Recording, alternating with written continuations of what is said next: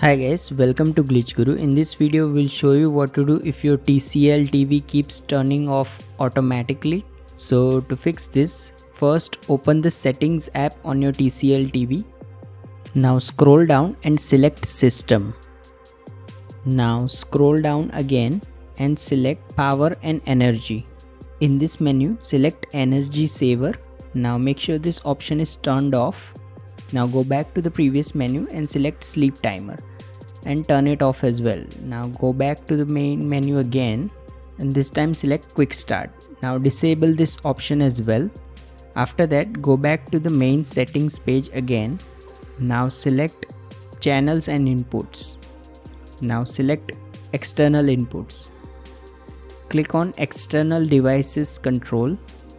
Now turn off this HDMI control. This will prevent them from turning off your TV without no reason. If nothing else works, your last option is to unplug the TV from the wall socket. Now wait for at least 60 seconds. Then plug your TV's cable back into the socket and turn it on. This should fix any temporary glitches that may be causing the problem.